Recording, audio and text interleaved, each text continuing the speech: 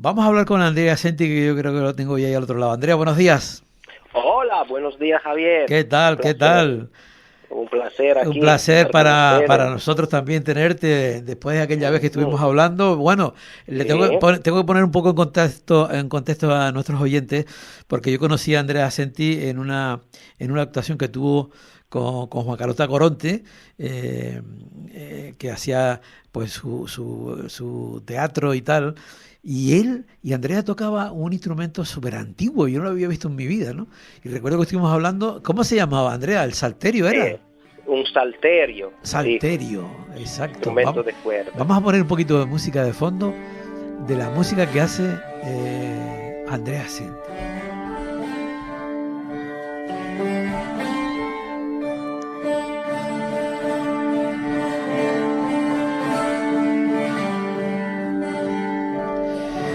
Andrea, Dime. ¿cómo te, cómo te, ¿cómo te metiste tú en la investigación y en la búsqueda, ¿no?, de esos instrumentos antiguos y buscarle otra vez vida a lo que aparentemente ya no la tenía o la tenía muy poco? Sí, mira, la verdad que mi andanza en la música empieza como por mucha persona en Europa, acercándote a la percusión, a la batería, estudiando batería. Después, en un momento de mi vida, me crucé con la música hindú, con la percusión de la música tradicional hindú, que se llaman tabla. Entonces yo de allí dejé los instrumentos occidentales y me fui para India a buscar allí un maestro y empezar a aprender ese instrumento. Y allí me di cuenta que, claro, que me gustaba y que eran instrumentos antiguos. Las tablas son instrumentos muy antiguos, como mínimo 2000 años de antigüedad. No. Después tocando allí, acompañando y practicando, empieza a cruzarte también con otro instrumento. Y uno de estos era un santur que viene del salterio. Es ya una evolución siempre de un par de miles de años, pero el salterio es aún más antiguo, es uno de los instrumentos más antiguos de la historia, creo. También porque es una arpa bastante sencillo como concepto y son con la flauta los instrumentos más antiguos, ¿sabe? La primera traza de este instrumento hasta en la tableta sumeria aparece. O sea que hablamos de 4 o 5 mil años antes de Cristo. Mi madre. Y de allí mi pasión se fue amplificando, me metí a tocar el bansuri, que es un instrumento, una flauta tradicional de India, de caña, y también esta es una de los instrumentos más antiguos que hay.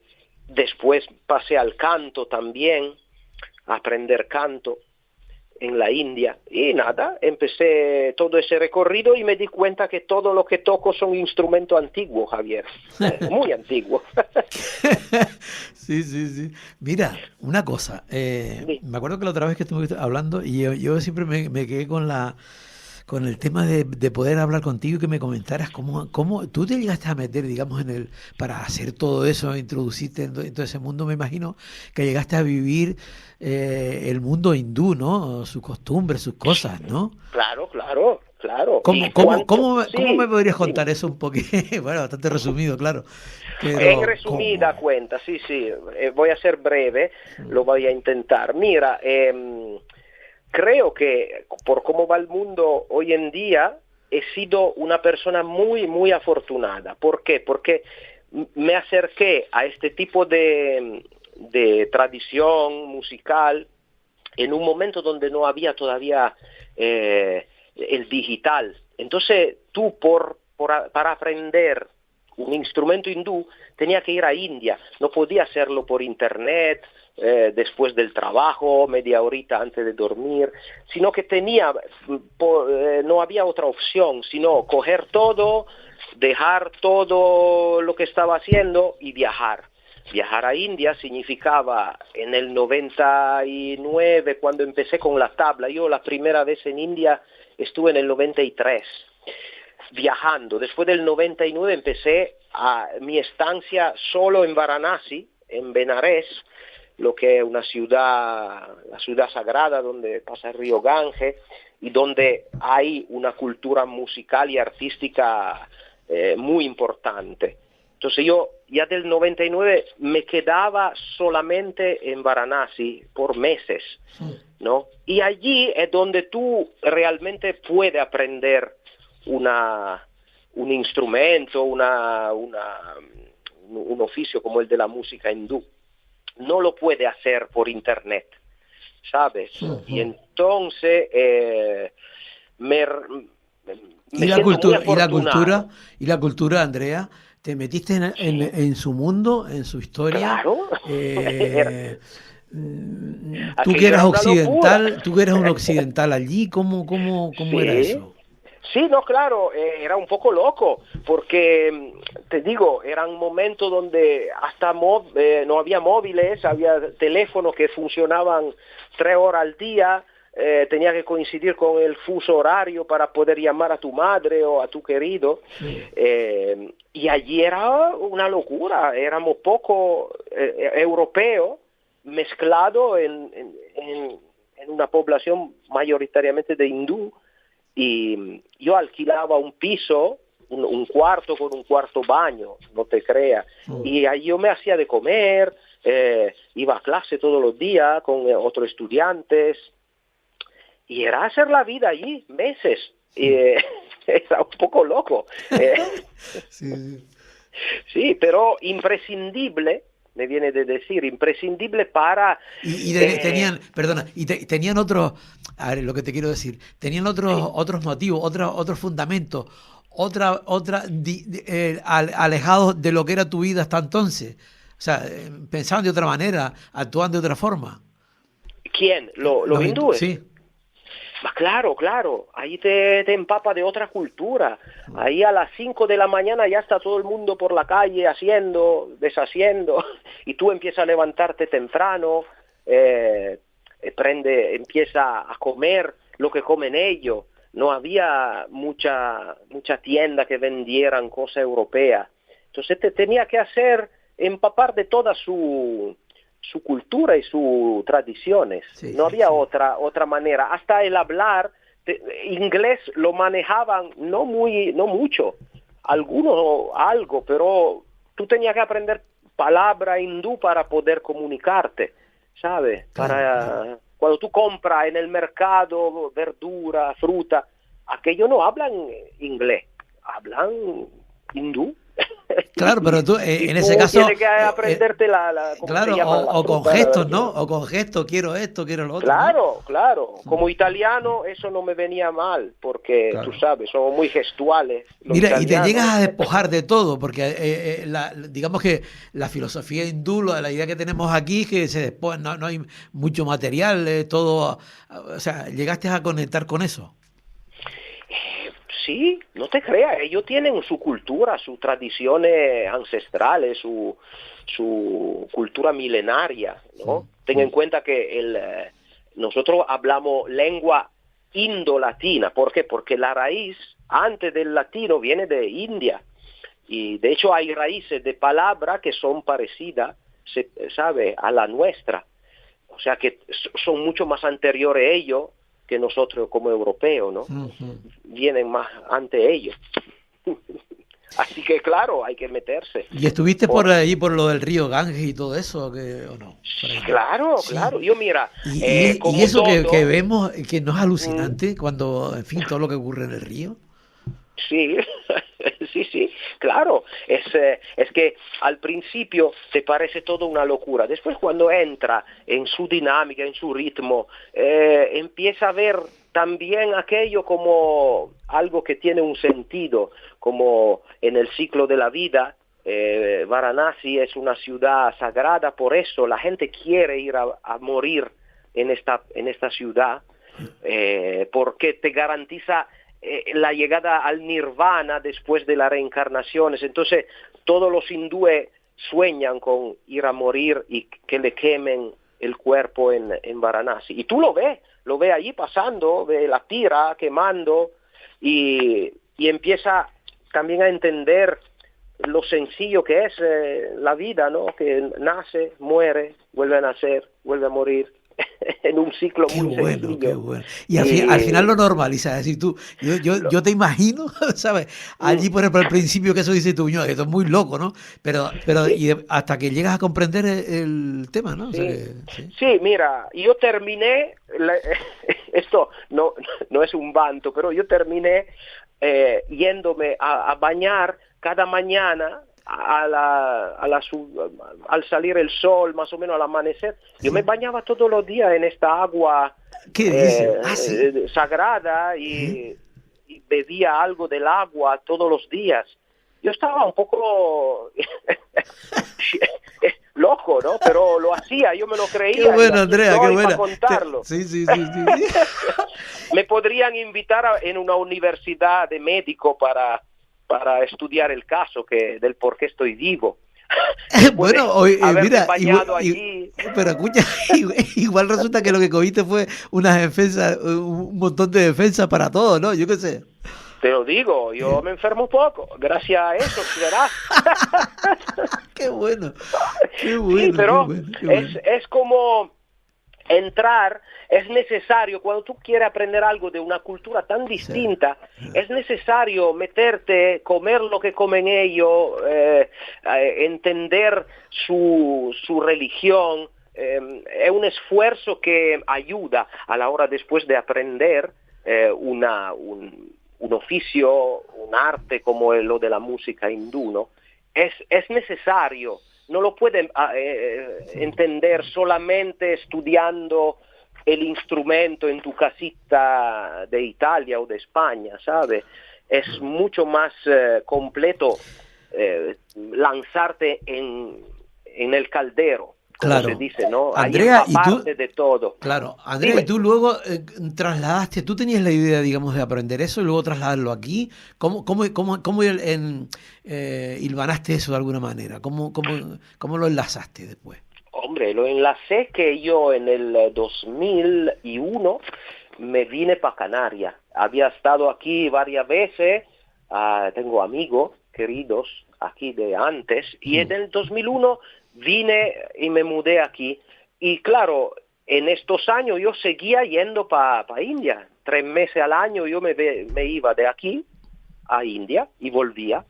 Y después, claro, en el 2007 fue la última vez que estuve, no, mentira, 2008, y ya de ahí lo que aprendí, pensé, mejor que lo practico, ya no necesito ir tanto para allá, Ujú. ¿sabes? Ya tenía muchísimo material para yo seguir avanzando, ¿no? Y Pero, claro, eso, logré que cambié de estado, de país, de Italia, me vine a Canarias. pero entonces aquí digamos que tú ya traías la semilla, digamos, ¿no? Pero había que Claro, sembrar esa claro. semilla aquí porque también era una historia que aquí tampoco se conocía, en fin, tanto, ¿no? Sí, Y yo en el y tienes que 2000, empezar a sorribar el terreno, ¿no? claro, claro, enseguida cuando yo llegué empecé a conectar con aquellos pocos músicos canarios que conocían algo de la cultura musical hindú. Hablo de Ernesto Reyes, de Franci Hernández, un par de ellos, ¿sabe? Mm. Que Gustavo, son 3, 4 personas la de aquí que más o menos conocen algo de la Mm. música hindú. Y enseguida era dar conciertos, expandir esa cultura hindú. Exacto. Mm. De hecho, es lo que estoy haciendo desde el 2001 que estoy aquí.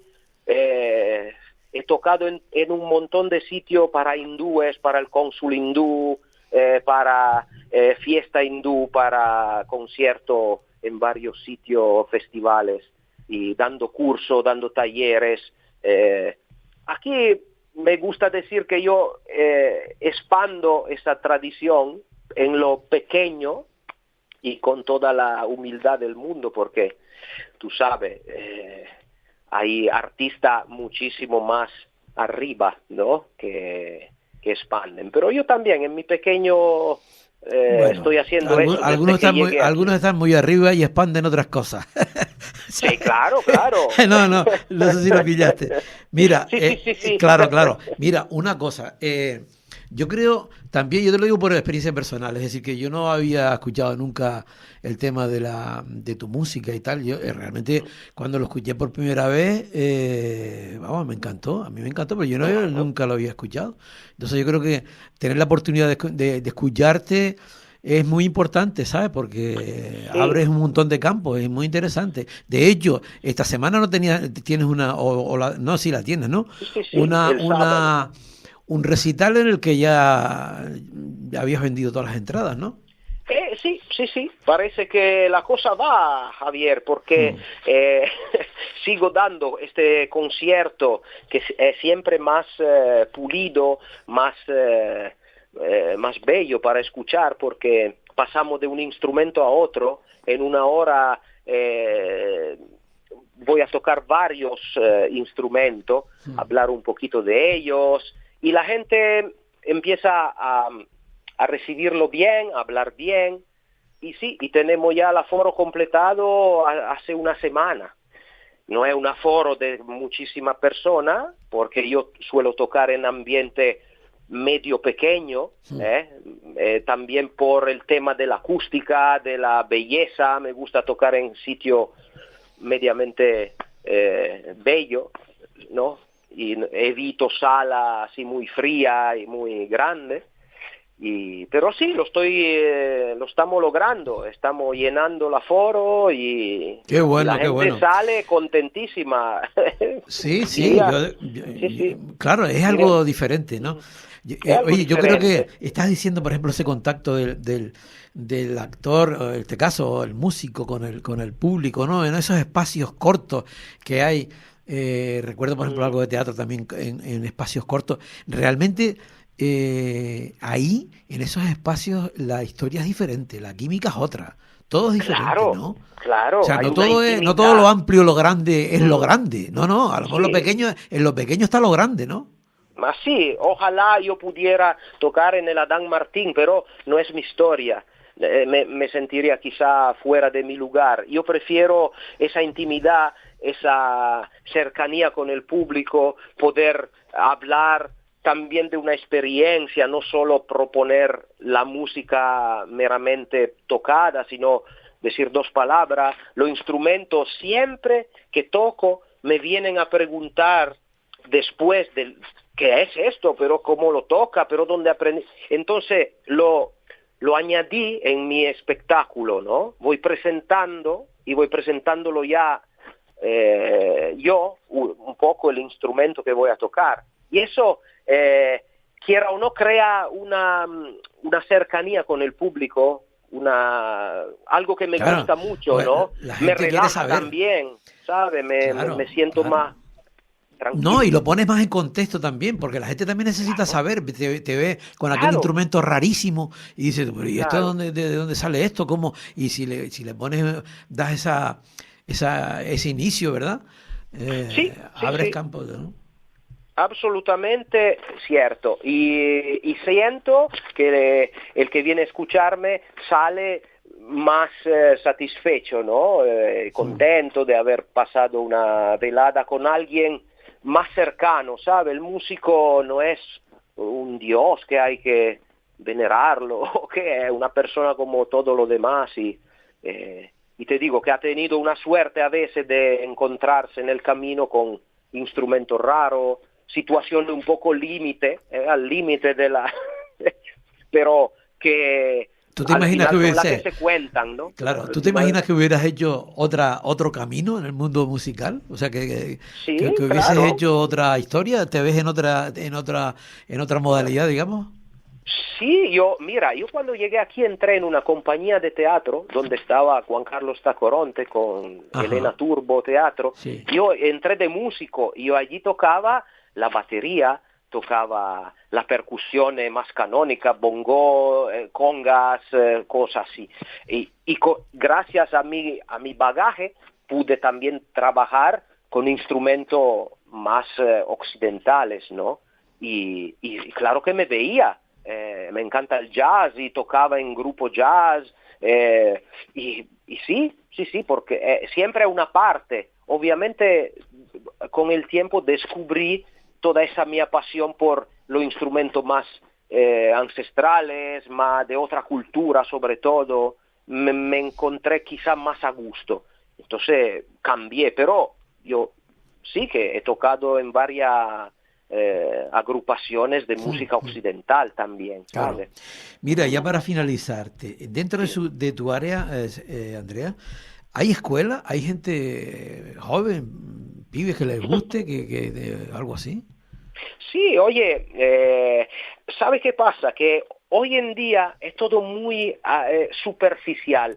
Los alumnos que he tenido con las tablas, con las percusiones, no me duran dos clases, me duran una clase. Después es muy difícil sacarle partido en dos clases. Hay que tener una gana que no tienen mucho los jóvenes, ¿sabe? Quieren todo ya, y eso es un problema. ¿Sabes lo que pasa, Andrea? Es un problema social. O sea, hemos creado una sociedad tan disparatada, tan rápida y tan todo que no hay manera. Andrea, un saludo, un abrazo como siempre, que nos quedamos sin tiempo. Muchas gracias. Venga, nada, la próxima. Yo te vuelvo a llamar otro día porque a mí las historias tuyas con la India me alucinan. Venga, un abrazo. Chao. Quiera. Adiós. Chao. Bueno, que les digo que nada, nos separamos una semana. Ese saludo como siempre del equipo del Rompeolas de Miguel González, que estuvo ahí en la sala de máquinas del programa de Asisa Portugués, que nos está escuchando muy lejos de aquí. Pero sé que hoy está escuchando el programa de María Rodríguez y de quien les habló, de Javier Rodríguez. Lo dicho, 7 días y nos volvemos a encontrar en este programa porque aquí aún se huele el sol. Chao.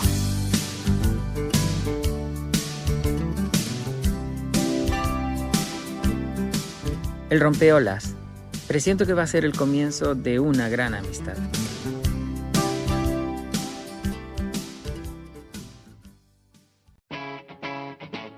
Capital Radio.